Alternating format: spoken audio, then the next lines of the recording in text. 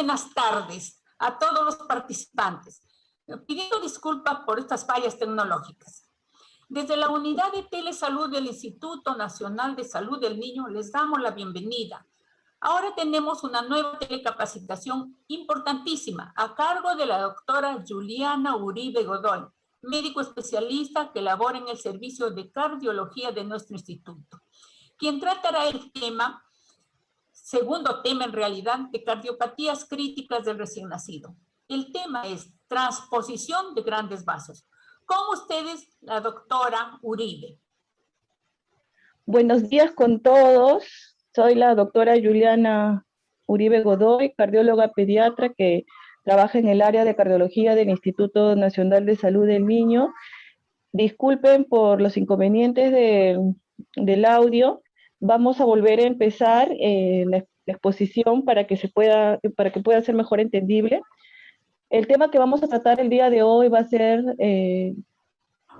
transposición de grandes vasos, que es una cardiopatía muy importante, es una cardiopatía congénita grave y común en el periodo del neonatal, que si es que lo dejamos que esta patología evolucione de forma natural, la mortalidad va a ser de un 100%. Y vamos a revisar en esta ocasión, en esta patología, vamos a revisar sobre la epidemiología, el cuadro clínico, el abordaje y diagnóstico, el tratamiento, tanto médico como quirúrgico, el pronóstico, para poder tratar a estos pacientes, ¿no?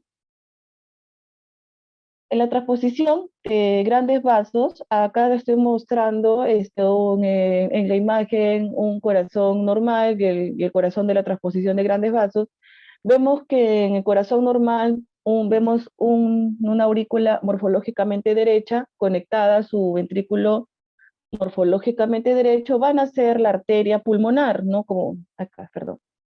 Vemos nacer a la arteria pulmonar y en el lado izquierdo, que está de color rojo porque está llevando sangre oxigenada, tenemos a la aurícula morfológicamente izquierda conectado a su ventrículo morfológicamente izquierdo, en el cual van a ser la aorta, el callado aórtico y la aorta descendente, ¿no? Entonces, ¿qué pasa en esta transposición de grandes vasos? Va a haber una anomalía ya congénita, cono truncal, en el cual vamos a ver que de acá del ventrículo derecho, en lugar que nazca la pulmonar, no nace la pulmonar, sino que nace la aorta, y en el ventrículo izquierdo, en vez de que nazca la aorta, como lo vemos acá, nace la pulmonar. ¿Y esto qué va a dar? Esta conexión discordante, vamos a ver más adelante qué es lo que va a suceder. Entonces, en esta imagen también vemos un corazón sano, un corazón normal, con un corazón con transposición. Vemos que los grandes vasos aquí se van a originar en forma paralelo, ¿no? Y no en forma cruzada, que es lo normal. Esto es lo normal. Y lo normal es que la pulmonar sea anterior y se dirija hacia arriba y hacia la izquierda, y la aorta sea posterior y se dirige hacia la derecha, en la parte posterior. Pero acá que vemos que nacen en forma paralela, ¿no? Y la aorta es anterior y derecha, y la pulmonar es posterior e izquierda. Esta transposición de grandes vasos fue la primera descripción morfológica, fue por el anatomista escocés Matthew Bailey, en el cual va a describir esta enfermedad en 1797. Y luego ya después fue acuñado por Farre, cuando describió el tercer caso conocido de esta anomalía, y se reconoció ya la transposición de grandes vasos en pacientes que fueron el resultado de las observaciones por Fanconi en 1932 y por Taussig en 1938. La prevalencia va a ser de 2 a 7 casos por cada 10.000 recién nacidos vivos, va a ser más frecuente en el sexo masculino, y la incidencia se va a dar del 5 al 7% de todas las cardiopatías congénitas, y dentro de las cardiopatías congénitas cianóticas va a ser la que ocupa el segundo lugar, y el factor hereditario juega un rol importante del 1.9% en hermanos con transposición de grandes vasos. Y como había mencionado, sin tratamiento ni lesiones asociadas a esta malformación, la mortalidad es del 100%. Entonces, va a ser va a haber una mayor incidencia en aquellas madres añosas, en aquellas madres diabéticas, aquellas madres que tienen hipervitaminosis con la vitamina A, la asociación con teratógenos, ¿no? Como anfetaminas, trimetadiona, solventes orgánicos, pesticidas, anticonceptivos, ¿no? Las hormonas sexuales, que hay exposición a agentes virales, sobre todo en la etapa 8 de las semanas de gestación, el alcohol, el cigarrillo, todo esto, los teratógenos, las sustancias clínicas, las drogas, el alcohol, todo esto va a hacer que de, disminuyan la oxigenación y el desarrollo del feto y hayan alteraciones tanto en sus órganos, y en este caso en el corazón, ¿no? Y dentro de todo de los agentes virales vamos a tener al citomegalovirus también dentro de la causa más frecuente que den defectos cardíacos. También hay enfermedades asociadas, ¿no? Como la diabetes materna, lupus eritematoso, que hayan síndromes cromosómicos también asociadas a esta patología. Entonces, en este cuadro de alteraciones cromosómicas vamos a ver que en cromosoma 22, la delección de la banda 21 en el cromosoma 22 va a ser responsable de todos los síndromes que se van a agrupar y le van a dar a la denominación del CACH22. Estas son el CACH22, en el cual va a estar el síndrome de George, la asplenia, alteraciones del tronco, del cono, por solamente esta pérdida de esta delección de la banda 21 del cromosoma 22. Entonces, con respecto a la patogenia, el factor genético acá juega un papel importante.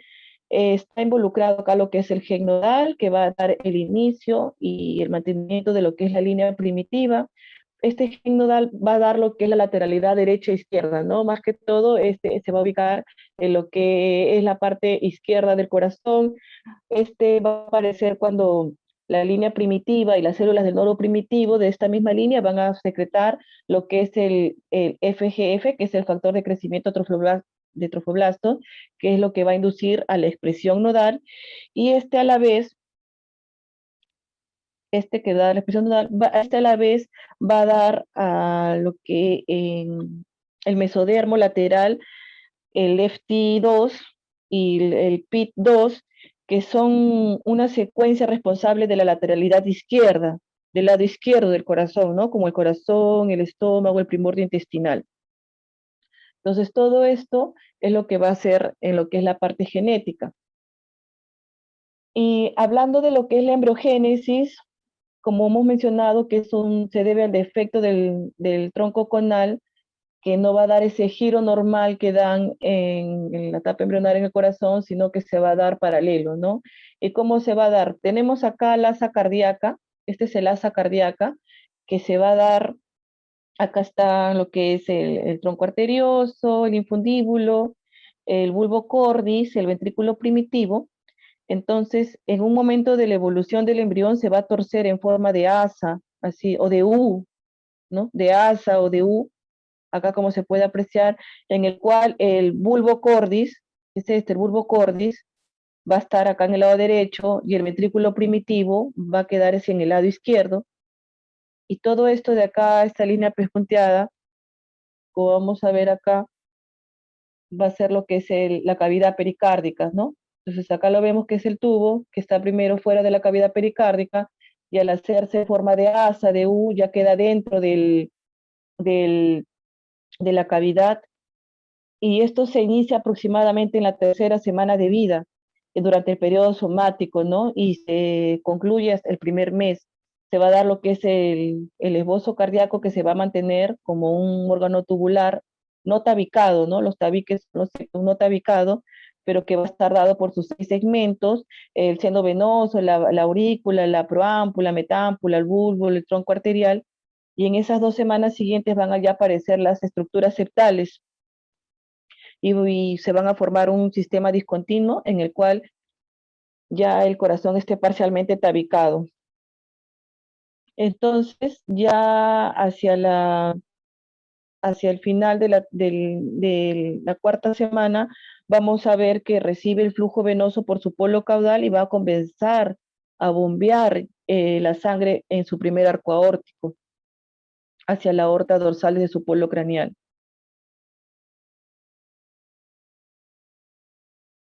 Entonces, como estábamos mencionando, para hacer un resumen de lo que es la embriogénesis, en el día 21 los tubos endocárdicos van a formar, laterales se unen para formar el tubo cardíaco primitivo, y acá ya empieza a latir, ¿no? En el día 21, y en el día 22 ocurre el bombeo cardíaco, el bombeo de la sangre, como se va a formar por regiones, como les había mencionado, las 6 regiones. Acá está, todas estas regiones, y ya hacia la quinta o octava semana de vida se va a dar origen, lo que es el seno venoso, va a dar origen a lo que es la aurícula derecha, el seno coronario y el nódulo sinoauricular, y la aurícula primitiva va a originar parte de la aurícula derecha y la aurícula izquierda. El ventrículo primitivo va a dar lo que es el ventrículo izquierdo, el bulbo cordis o el bulbo cardíaco va a dar lo que es el ventrículo derecho al dar este giro, y el tronco arterioso va a dar lo que es la aorta y la pulmonar, ¿no? Entonces, acá ya para el día 33 ya está formado el primer septum que se forma, el primer tabique que se forma es el septum primum en el día 33, luego sigue en el día 40 el septum secundum, que es el segundo, y estos al crecer, el primum con el segundo, van a separar lo que es la aurícula derecha de lo que es la izquierda, y estos tabiques van a ser incompletos y van a dejar dos aberturas, dos orificios, dos orificios o ostium, ¿no? Que va a permitir el paso de sangre para que pueda haber una comunicación entre ellas en lo que es la circulación fetal. Y luego ya en la semana 9 van a dar desarrollo a lo que son las válvulas aurículo-ventriculares y las válvulas semilunares. Y para terminar con lo que es la embriogénesis en sí, para llegar a la parte del giro del tronco, del tabique tronco conal, que no va a seguir su curso normal que vemos acá, que se entrecruzan, sino que se va a dar en paralelo, como se va a dar acá, y esto es lo que va a hacer que para la sexta semana de gestación, como ya no va a girar ese giro que se da hacia la derecha, va a generar lo que es la transposición, y la aorta va a emerger de acá del ventrículo, la aorta va a emerger del ventrículo derecho y la pulmonar del ventrículo izquierdo. También en lo que es la morfogénesis existe la teoría de Case, de Pfizer y de la Cruz y de Roche, en el cual cada uno, Kay dice que es una mala absorción del bulbus, Spicer que es como una incompleta rotación horaria o incluso antehoraria del bulbus, y la de Cruz y Darrocha es el que dice que no hay una falta de la estilización de los tabiques troncales, ¿no? Para que dé lugar a este tipo de transposición. Entonces también vemos acá, este es para que estemos ubicados, esta es la parte anterior, ¿no? Esta es la parte posterior, acá tenemos el lado derecho y acá tenemos el lado izquierdo. Entonces, esta es la aorta y estas dos son las coronarias. Esto es en una posición normal, que siempre la pulmonar es anterior y la aorta es posterior. Entonces, este es un situs solitus, ¿no? Luego, tenemos acá el situs inversus, ¿no? Que vemos que la aorta igual es anterior, pero vemos que la pulmonar, perdón, la pulmonar, pero que es en espejo, como se dice, ¿no? Inverso de espejo.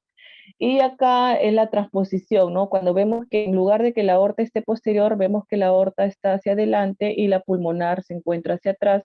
Y es de transposición cuando se encuentra a la derecha de la pulmonar y L transposición cuando se encuentra a la izquierda de lo que es la pulmonar.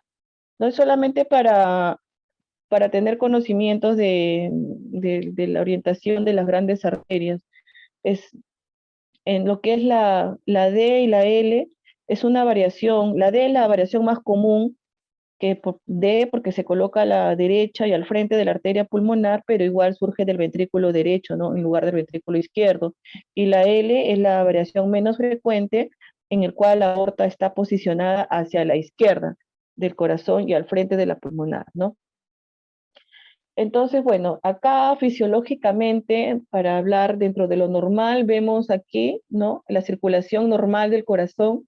Vemos en este lado derecho, en el lado derecho vemos de color azul la sangre desoxigenada que viene de los tejidos, llega por acá, por la cava superior, por la cava inferior, llegan hacia la aurícula derecha, pasa al ventrículo derecho, y este ventrículo derecho pasa, lo normal, que pasa por lo pulmonar, y aquí hacia los pulmones se oxigena, hace lo que es la hematosis, se oxigena la sangre y vemos que regresa sangre rica en oxígeno.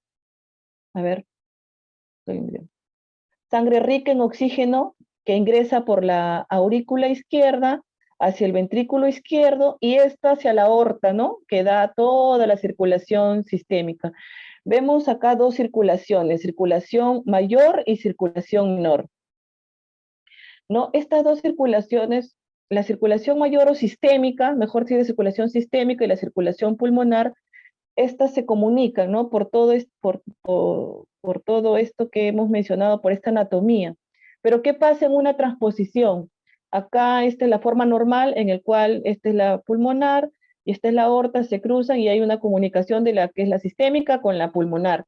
¿Qué pasa en lo que es la transposición de grandes vasos? Vemos que al nacer invertido, ¿no? La aorta, esta es la aorta que nace, regresa, nace y vienen, son dos circulaciones en paralelo, no es como acá que se cruzan, ¿no?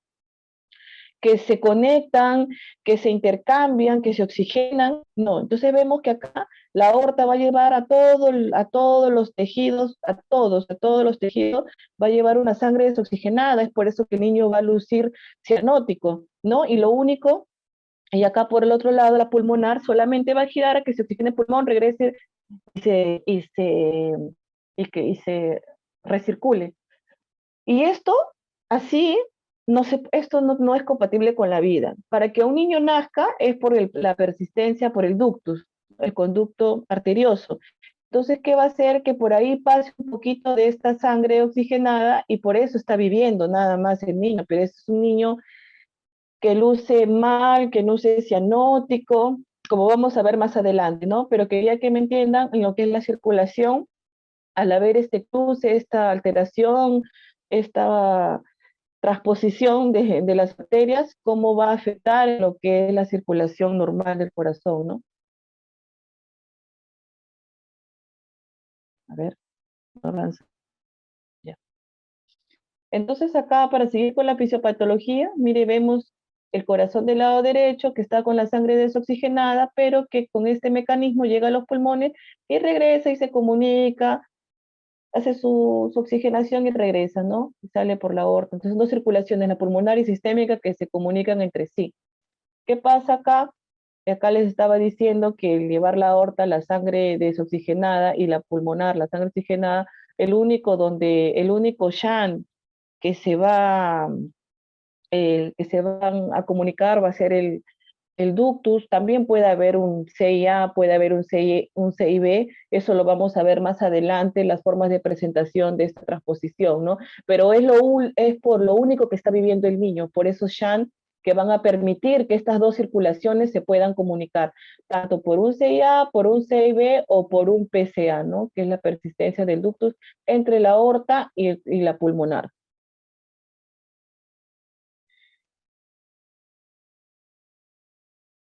Entonces, entre las manifestaciones clínicas, el niño en la primera hora de vida, aparte que es un niño que va a nacer con buen peso, con buena talla normal, el niño se va a ir poniendo más crítico a medida que se va a ir cerrando el ductus en las primeras horas de vida, ¿no? Entonces, ¿qué vamos a ver en el niño?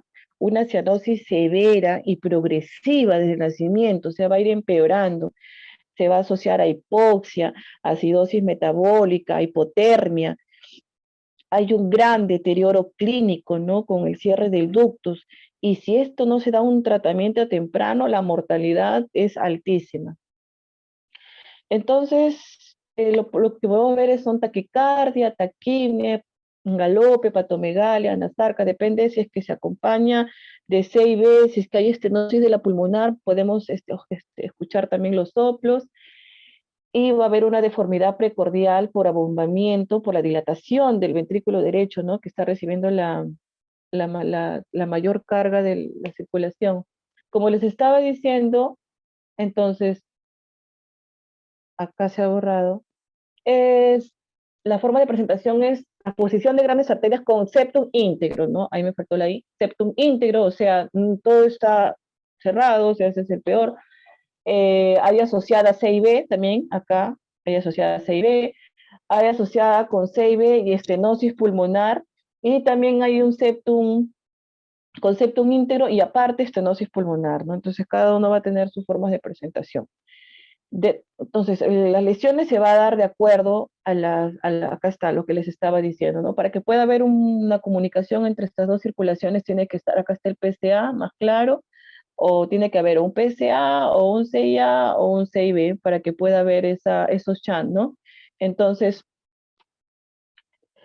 ¿cómo va a lucir el niño que tiene una transposición de grandes vasos con un septum íntegro, ¿no? Entonces, este es el que va a dar una cianosis severa, porque no va a haber mezcla, no va a haber cómo llantee, cómo se mezcla en esta circulación sistémica con la pulmonar.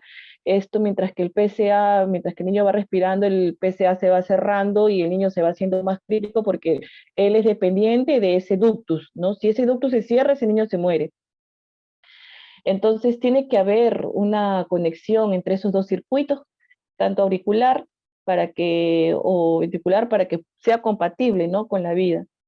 Entonces, estos recién nacidos con la transposición de grandes arterias y que tengan el tabique interventricular completo siempre van a presentar cianosis desde que nacen con una presión parcial de oxígeno de 25 a 40, ¿no? De lo contrario, aquellos pacientes que nacen con un defecto septal, tanto auricular como ventricular, pueden ir cursando con hipoxia, pero va a ser menos severa, ¿no? Pero igual se nota la cianosis y eso le puede dar tiempo a recibir atención médica dentro de las 2 semanas, porque a partir de las 2 semanas ya la resistencia pulmonar, no ves que ya estamos respirando, va a ir reduciendo y entonces ahí se va a producir lo que es la insuficiencia cardíaca congestiva. Entonces, si es que no está permeable ese ductus arterioso, no se mantiene abierto, ese deterioro del paciente va a ser rápido, con una secundaria acidosis metabólica y luego la muerte, ¿no?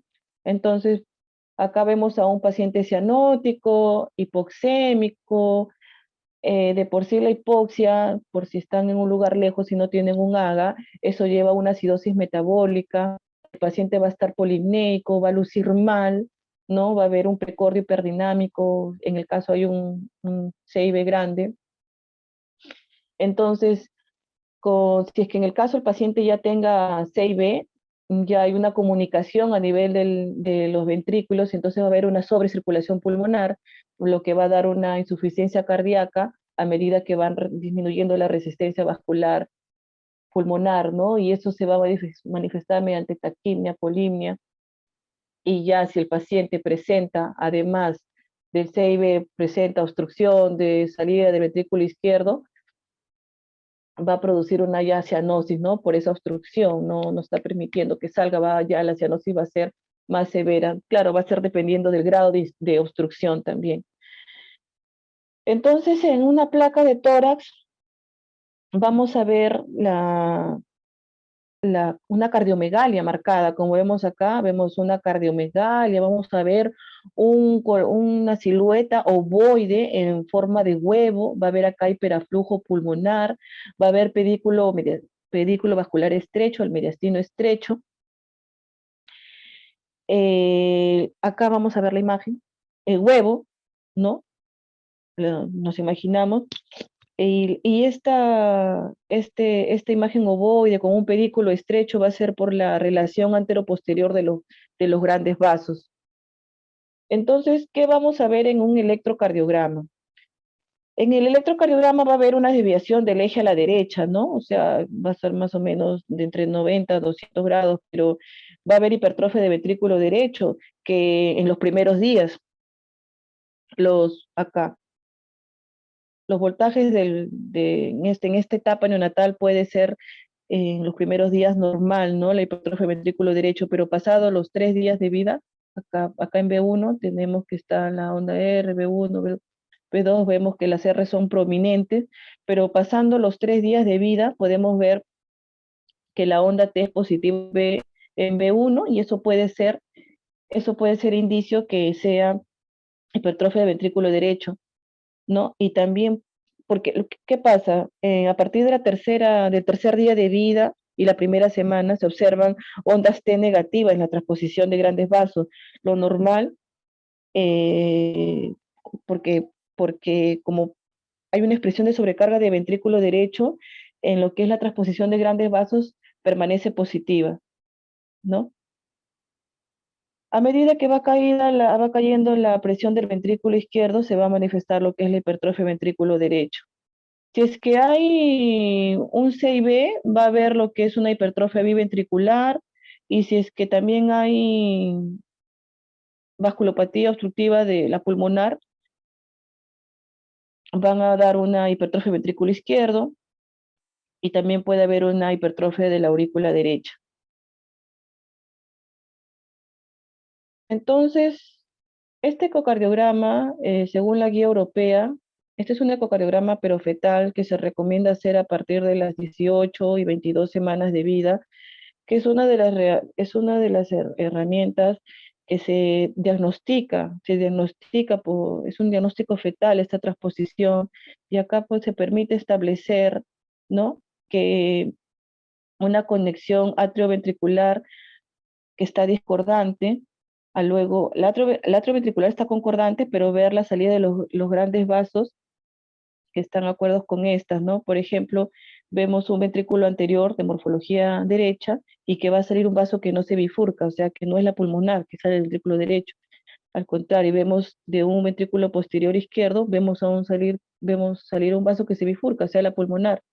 Y vemos acá, este es el ventrículo derecho, este ventrículo izquierdo, y vemos que de este vaso sale la aorta y de acá la pulmonar con lo que le estaba diciendo de la bifurcación, y estas se dan en paralelo, ¿no? En este eje largo podemos ver la relación en paralelo de estos vasos de la aorta como que se encuentra anterior y la pulmonar, ¿no? Con sus ramas, que normalmente tienen una configuración en espiral. Entonces, en la guía europea del 2018 hay un protocolo a qué pacientes, a qué madres se le debe hacer un ecocardio fetal, y aquellas madres que tengan un riesgo materno de cardiopatías congénitas son aquellas, ¿no? Que tengan enfermedades metabólicas, que hayan estado expuestas a teratógenos, como el alcohol, altas dosis de radiaciones, que hayan estado con anticonvulsivantes, con litio, con antidepresivos, con ansiolíticos, ¿no? Eh, aquellas pacientes que también tienen antecedentes de cardiopatías congénitas materna, con ictiopatías también materna, anticuerpos anti-RO. El screening de aneuploidía también es de alto riesgo, es una sospecha para hacer una ecocardio fetal, una sospecha de cardiopatía congénita, una paciente que tenga una madre con una obesidad materna mayor de 40, ¿no? También que aquellas pacientes que tienen riesgo familiar, un hijo con antecedentes de cardiopatía congénita, o los padres, o que tengan síndromes asociados, ¿no? Como les había explicado cromosómicamente. Y en los riesgos fetales son aquellos pacientes que se le han encontrado otras malformaciones extracardíacas, que tengan anomalías cromosómicas, que hayan tenido infecciones principalmente por citomegalovirus, saque, parvovirus, que tengan polidramnios, que tienen RCIU, que tengan una gestación múltiple monocorial, que haya presencia de arritmia fetal, o que tengan, ¿no? Tratamiento de AINES, ¿no? Específicamente en el tercer trimestre. Entonces, hay un tamizaje que nosotros podemos hacer de cardiopatías congénitas, pero este tamizaje va a tener como objetivo diagnosticar este tipo de cardiopatías, ¿no? Un ventrículo izquierdo hipoplásico, una atresia pulmonar, una atresia tricuspidia, falot, transposición de grandes vasos y un drenaje venoso anómalo pulmonar total. Y existen evidencias que demuestran que esta utilidad de realizar de manera sistemática con una saturación, con ese pulsoxímetro, con esa prueba de saturación de oxígeno, a todos los recién nacidos aparentemente sanos después de las 24 horas de nacido y antes de las 48 horas, ¿no? Eso se llama el tamizaje neonatal para descartar cardiopatías congénitas y así detectar oportunamente las anomalías cardíacas estructurales congénitas que cursan con hipoxemia. Y esto puede ayudar a prevenir, reconocer tempranamente este tipo de cardiopatías y mejorar la evolución, ¿no? Entonces, ay, no se ve bien, pero bueno, tenemos a un recién nacido dentro que aparentemente está sano, ¿no? Porque como le digo, las primeras horas podemos ver un paciente, un neonato de buen peso, talla, pero conforme pasan las horas, ese niño se va a ir descompensando, se va poniendo cianótico, pero ni bien nazca un recién nacido, podemos nosotros ponerlo, o antes de que se vaya de alta, antes de las 24 horas también, le podemos poner el pulsoxímetro en lo que es la mano derecha y el pie derecho. En lo que es la mano derecha, en el lado derecho, por la misma anatomía, antes de que pase, como el PCA, ¿no? Con el ductus, ¿no? Es por eso que se da en la mano derecha, ¿no? Para que no pase el PCA por ahí. O sea, queremos ver en sí la oxigenación en el lado derecho. Entonces, si tenemos un niño que tiene menos del 90%, ¿no? Porque si tiene más, se puede ir de alta, ¿no? Pero si tiene un paciente que tiene menos del 90% en la mano del pie tampoco es para alarmarse, solamente hay que observarlo o retenerlo, ¿no? Si pensaban darle de alta, o sea, observarlo o retenerlo, entonces, porque lo podemos volver a repetir después de una hora. Igual, ¿no? Si es que ya no salió con 90, pero salió con 95, ¿no? Igual lo 95, menor a 95, o una diferencial entre la mano y el pie del 3%, entonces también esperamos y repetimos en una hora. Entonces igual acá, si salió menos de 95, la diferencia es menos de 3, ¿no? O sea, pero acá está lo del 95, o sea, entonces ahí también podemos hacer que esperemos a volverlos a evaluar en una hora. Entonces, si se vuelve a repetir el mismo resultado, o sea, tenemos hasta 2 horas para observar la evolución de este paciente. Y si es que vemos que continúa con una saturación menor del 90% en la mano y en el pie, entonces este es un tamizaje positivo para cardiopatías congénitas y este niño tiene que ser derivado a un hospital de mayor complejidad para que lo vea, en mejor de los casos, el cardiólogo pediatra para que le hagan una ecocardiograma, ¿no? Lo mismo es si es que vemos un paciente que ya después de su segunda hora sigue saturando menos de 95 y hay una diferencial entre la mano y el pie más del 3%, entonces también es positivo, entonces es candidato de que este niño sea referido para que se le haga un descarte, ¿no? Entonces, si es que vemos que este niño que tenía 95, ¿no? Y luego, después de esto, salió que ya la diferencial era, ya después de la segunda hora, vemos que mejora, que ya es más de 95 y que es menor de 3 la diferencial, entonces ya podemos decir que es un tamizaje para cardiopatías negativas y este paciente se puede ir de alta. Entonces, el ecocardiograma es actualmente diagnóstico para la transposición clásica de los grandes vasos y se va a establecer mediante su estudio ecocardiográfico en la mayoría de los casos, ¿no? Acá tenemos utilizando, ¿no? El paraesternal eje largo, podemos ver que acá está el ventrículo derecho, el ventrículo izquierdo, vemos la aurícula derecha y la aurícula izquierda, y vemos que de acá podemos, si lo aproximamos, podemos ver que de acá, del ventrículo izquierdo, acá izquierdo, nace esta arteria, que es la pulmonar, porque vemos que se está bifurcando, y del ventrículo derecho está naciendo acá lo que es la aorta, ¿no? Vemos que la arteria posterior que sale es la del ventrículo izquierdo, y que se está ramificando, ¿no? Eso va a establecer la aorta, y acá vemos que la aorta es anterior, ¿no? Y sale del ventrículo derecho que lo va a confirmar. Acá también, en la transposición de grandes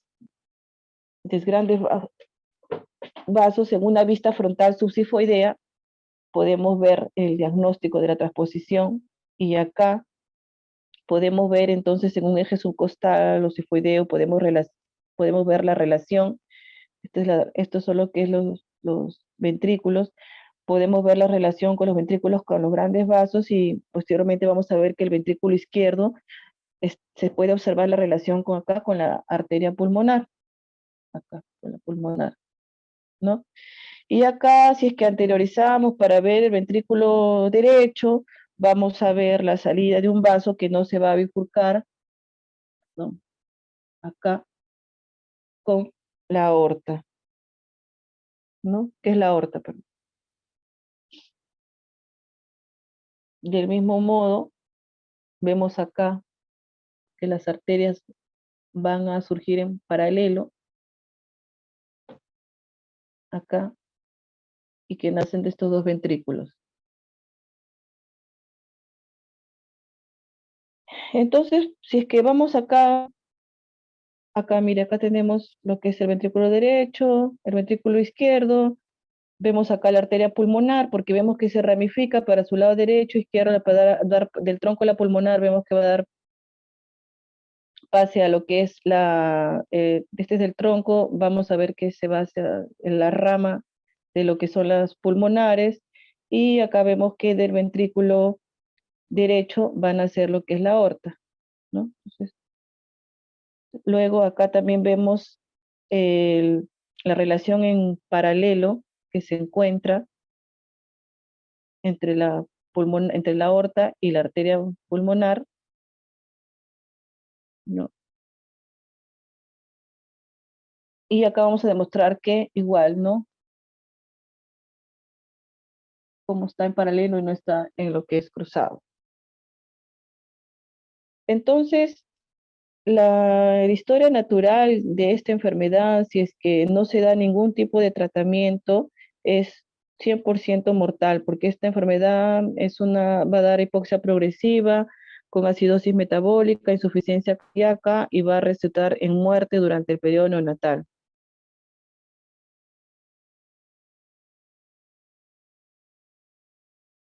En lo que es el tratamiento, tenemos que, en lo que es la monitorización preoperatoria, en estos pacientes con transposición, va a incluir tecnologías no invasivas, ¿no? Asociadas con la evaluación clínica, los signos vitales, la perfusión periférica, la oximetría de pulso pre y postductal, lo que les había comentado de lo que es el tamizaje para cardiopatías congénitas y un electrocardiograma continuo. Entonces, el tratamiento, cuando nosotros sospechemos de que es una transposición de grandes vasos, vamos a dar lo que es la prostaglandina E1, porque esta cardiopatía es ductus dependiente, ¿no? Entonces va a depender de una dosis, acá la dosis alta que se va a dar a 0,1 microgramos por kilo minuto, que nos va a permitir abrir el ductus, ¿no? Que no se cierre, porque si este ductus se cierra, este niño lamentablemente va a morir, ¿no? Si es que no hay otro tipo de shunt que pueda hacer que estas dos circulaciones se puedan mezclar.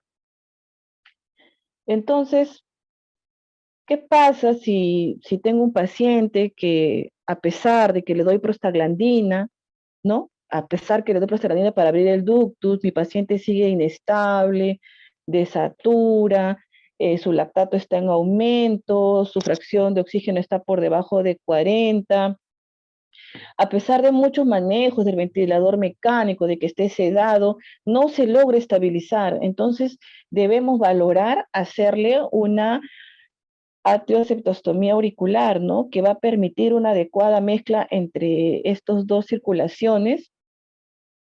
Y o sea, en sí este tipo de pacientes que les había mencionado va a requerir un RASKIN, ¿no? Que es la atrioseptostomía con balón.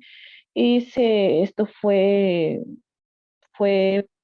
ah, eh, fue estudiado por Raskin y Mille en 1966. Entonces acá, como vemos en la imagen, se hace acá, ¿no? Ingresa un balón, ingresamos por la vena cava, por el foramen oval ingresamos el catéter con balón, al atravesar, ¿no? Insuflamos y para poder Se desinfla el balón muscularmente para poder aperturar esa comunicación intraauricular. Acá lo vamos a ver más adelante. Acá hay un video, pero igual, ¿no? Tenemos que esta trocetostomía, que es un procedimiento rutinario en cardiología pediátrica, que va a consistir en generar una comunicación interauricular acá amplia para favorecer ese cortocircuito que necesitamos, ¿no? Que chanteen esas dos circulaciones para poder disminuir la presión de las aurículas. Entonces, gracias al diagnóstico precoz de las cardiopatías congénitas, con todo lo que estamos viendo, podemos practicar esto en el periodo neonatal porque el septum interauricular es flexible, fácilmente rompible. Entonces, por ejemplo, acá ingresamos por la vena femoral y llegamos a la aurícula derecha, ingresamos a través del foramen oval, acá está, ¿no? Insuflamos el balón y bruscamente regresamos para crear, ¿no? Ampliar, perdón, para ampliar acá el CIA, hacer un CIA. Entonces, acá quiero, ya.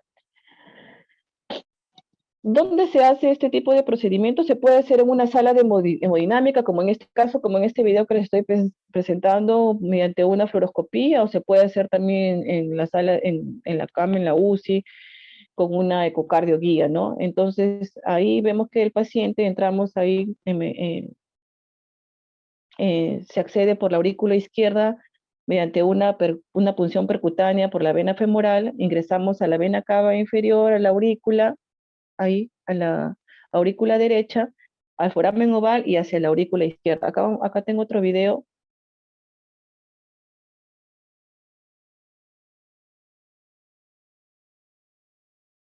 Ya, entonces una vez que estamos ahí, que pasamos, acá entramos, ¿no? Con el catéter, acá insuflamos, vamos a ver cómo insuflamos el balón. Ahí se insufla y se retira bruscamente. Acá te dices ya,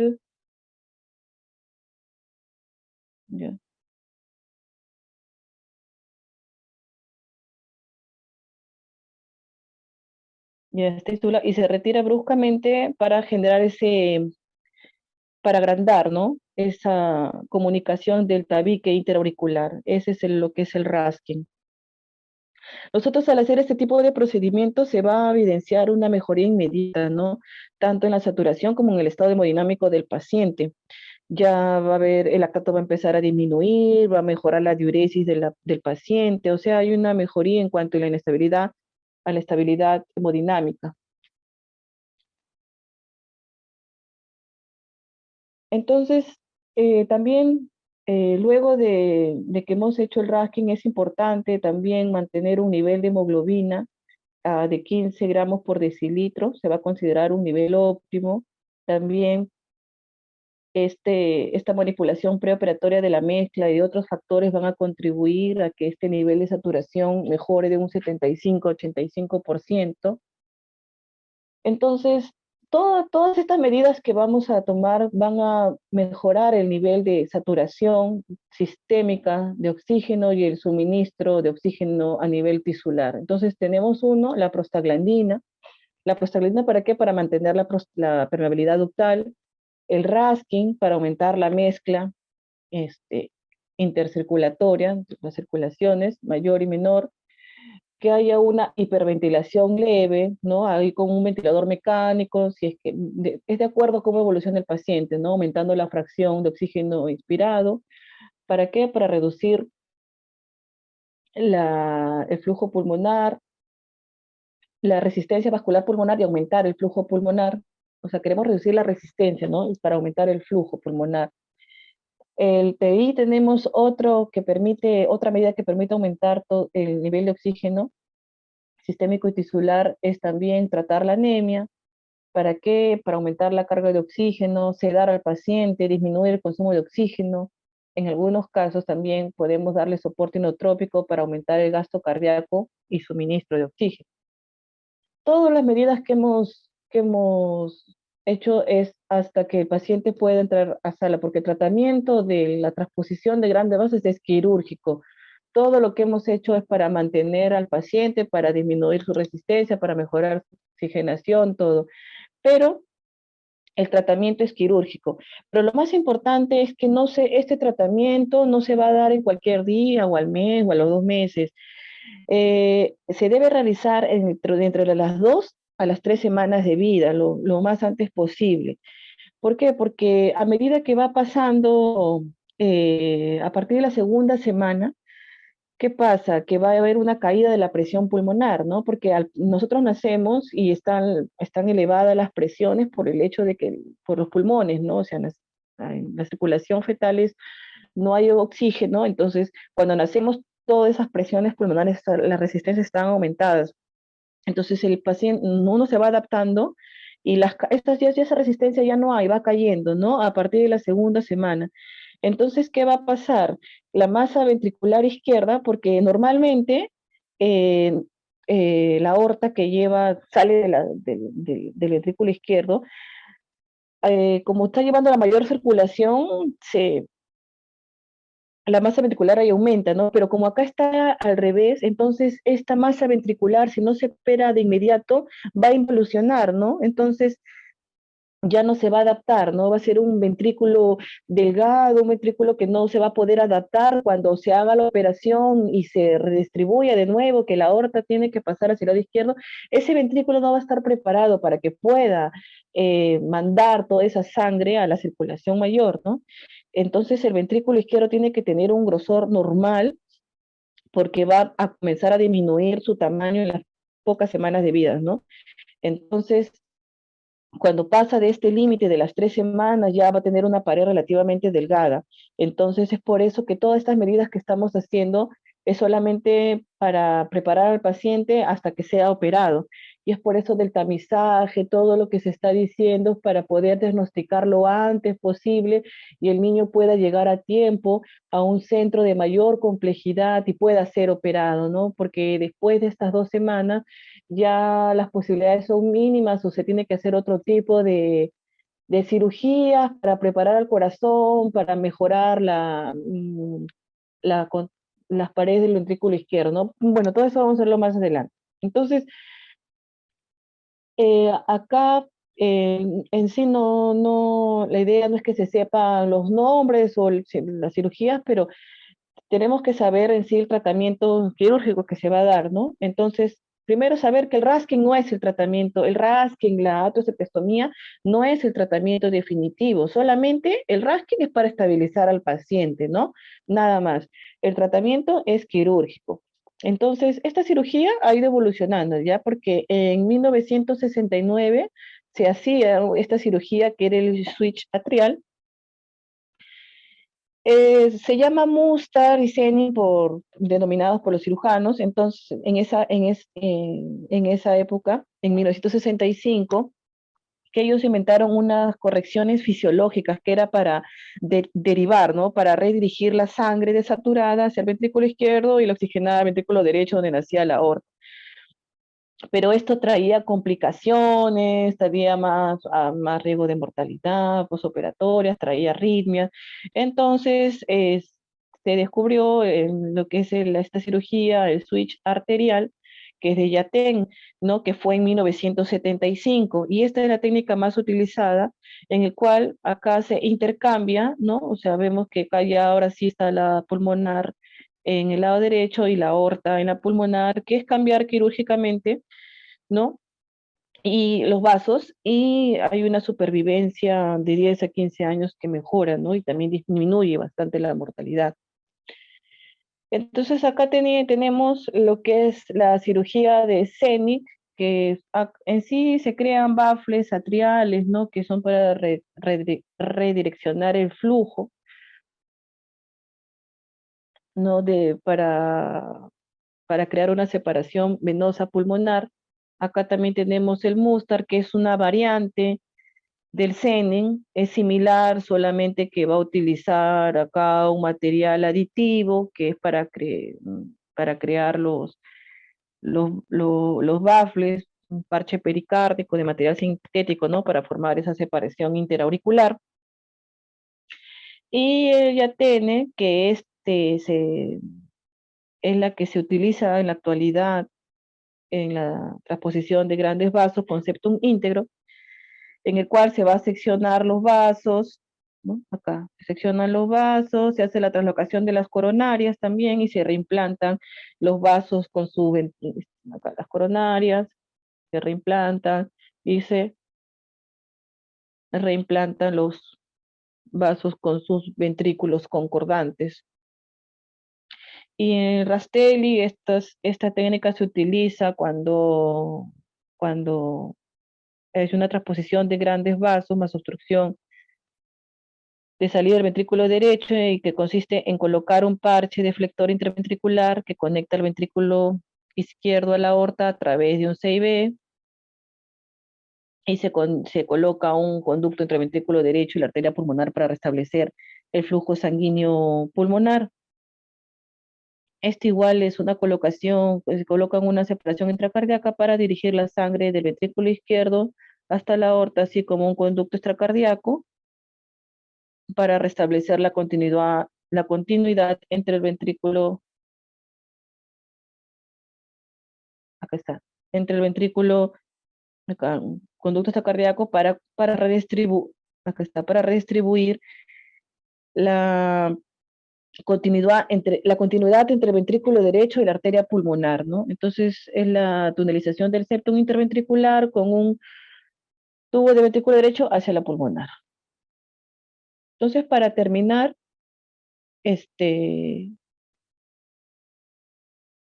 las recomendaciones, hay un estudio en lo que es la recomendación del tiempo para realizarse este switch arterial. Acá las recomendaciones para la operación del switch arterial, en el cual dicen que se debe de realizar de las primeras 2 a 3 semanas de vida precozmente. Cuando se hace ya más tardíamente, hay caída de la presión de la pulmonar, va a haber involución de lo que es la masa ventricular izquierda y va a haber un mayor riesgo del ventrículo izquierdo no adaptarse, ¿no? A la resistencia sistémica después posoperatoria. Igual el ventrículo izquierdo, que tiene un grosor normal, va a empezar a disminuir de tamaño, su pared, ¿no? A las pocas semanas de vida, entonces ya va a tener una pared delgada. Es por eso que decimos que se debe de hacer lo antes posible, de las 2 a 3 primeras semanas, para que esta evolución anatómica se condicione al procedimiento quirúrgico que se va a aplicar, ¿no? Eso sería todo. No sé si tendrían algunas preguntas. Bien, doctora, vamos a revisar las preguntas emitidas por el chat. Primera pregunta. Buenas tardes. ¿Hasta cuándo puedo mantener la saturación de un paciente con cardiopatía ductus dependiente? Y si la saturación está por debajo del límite normal, ¿puedo apoyarla con oxigenoterapia? Ya. Claro, la saturación en ese tipo de cardiopatías cianóticas no es que también lo tengamos que mantener al 90 o al 100%. De 75-85% tenemos que mantener la saturación del paciente y más que todo ver la estabilidad, ¿no? Porque ya había mencionado dentro de las medidas que mantenían, ¿no? La oxigenación pulmonar. No solamente es la oxigenación, ¿no? No es en sí el oxígeno, sino es ponerle prostaglandina, que haya un apoyo, pero que puedan aumentar lo que es el flujo pulmonar con un FiO2 para disminuir la resistencia vascular pulmonar. También vemos si es que hay anemia, ver si es que hay acidosis metabólica. Todo eso tenemos que ver según el paciente, o sea, tenemos que ver con qué tipo de paciente estamos. Bien, doctora. Otra pregunta. ¿A los cuántos meses de gestación se puede detectar este tipo de problemas cardíacos? Claro, esta cardiopatía se puede detectar hay ecografías que son anatómicas que se dan dentro es rutinario, como les estaba explicando. Si es que hay antecedentes, hay guías de ecografías, que si hay antecedentes de si es que hay enfermedades metabólicas, virales, madres con cardiopatía, esto se puede hacer lo antes posible, pero también hay ecografías que se pueden hacer a partir de las 20 semanas, en el cual también ya se puede diagnosticar este tipo de cardiopatías cianóticas. Bien, doctora. Otra pregunta.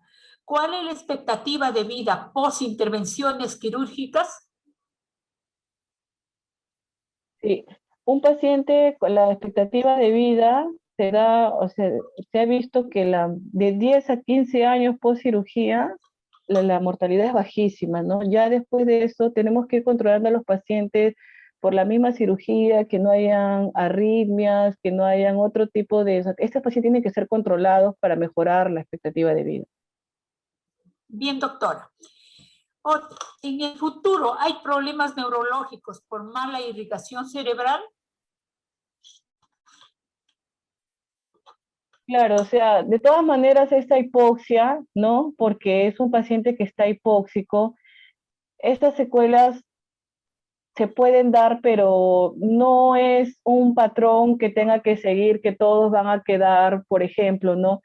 Con retraso del desarrollo, o sea, no es que se dé, o sea, se puede manifestar en cualquier órgano, no solamente neurológico, ¿no? Y para eso nosotros vamos a darle todos estos mantenimientos para mejorar la perfusión tisular, ¿no? Pero no es que haya unas secuelas neurológicas después de esta patología. Muy bien, doctora. Bueno, al no haber más preguntas, agradecemos a usted por su participación y por haber transmitido sus conocimientos y experiencia adquirida. Y le invitamos a dirigir sus palabras finales a los participantes. Bien, muchísimas gracias a todos los que han estado escuchando la exposición. El Instituto Nacional de Salud del Niño siempre hace este tipo de exposiciones para que todos podamos, nuestras dudas, que nos encontremos lejos, todos los médicos, todo personal de salud que nos encontremos lejos, podamos salvar a los niños hasta que lo podamos derivar, detectar a tiempo cualquier tipo de patologías y estoy agradecida de que me hayan invitado para poder brindar esta exposición que es tan importante y que podamos salvar a tiempo, ¿no? Los niños y detectar a tiempo para que puedan ser referidos. Bien, doctora. Gracias también a todos los participantes que se conectaron y los invitamos a seguir estos temas a través de la página web y canal de YouTube de Telesalud del Instituto Nacional de Salud del Niño. Muy buenas tardes a todos. Los esperamos lunes, miércoles y viernes a la misma hora con temas muy interesantes. Gracias y buenas tardes nuevamente. Hasta luego. Hasta luego, doctora. Gracias.